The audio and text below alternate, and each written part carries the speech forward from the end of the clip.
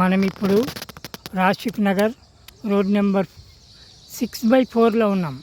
చూడండి, గత 20 సంవత్సరాలుగా ఈ రోడ్డు ఇలాగనే ఉంది. ఈ రోడ్డు మనకి రాంపల్లి 40 ఫీట్ రోడ్డుకి కనెక్షన్ అయి ఉంటుంది. ఈ రోడ్డు వేయకపోవడం మూలాన ఈ చుట్టుపక్కల్లో చెట్లు పెరిగి దాని కుక్కలు నివాసం ఉండి కుక్కలు బెడదలు కూడా ఎక్కువైంది. ఈ రోడ్డు ఎప్పుడు కంప్లీట్ అవుతుందో కూడా తెలియదు. పేరుకే లీడర్లు కాలనీ విషయాలు పట్టించుకోకుండా మిగతా కాలనీలకు వెళ్ళి వాళ్ళతో ముచ్చట్లు పెడుతున్నారు. మన కాలనీ లీడర్లు ఈ రోడ్డు ఎప్పుడు వేయిస్తారో కూడా తెలియదు. ఈ రోడ్డు వేయకపోవడం మూలాన పాపం ట్యాక్సులు కట్టేవాళ్ళు చాలా ఇబ్బంది పెడుతున్నారు. ఈ రోడ్డు చుట్టుపక్కల అంతా ఓపెన్ ప్లేస్లే ఉన్నాయి.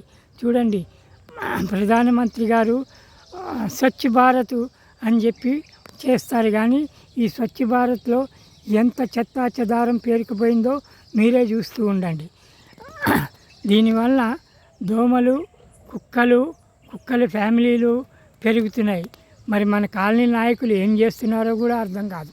ఈ రోడ్డు ఎప్పుడు కంప్లీట్ అవుతుందో, ఎప్పుడు వేస్తారో. కాంగ్రెస్ ప్రభుత్వంలో ఒక 4 రోడ్లు వేసినారు. ఈ రోడ్డు వేయమని కూడా మేము విజ్ఞప్తి చేస్తున్నాం.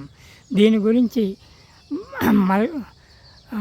నాగారం లీడర్లు అనగా ముప్పు శ్రీనివాసరెడ్డి పట్టించుకుని ఈ రోడ్డు వేయించవలసిందిగా కోరుచున్నాము.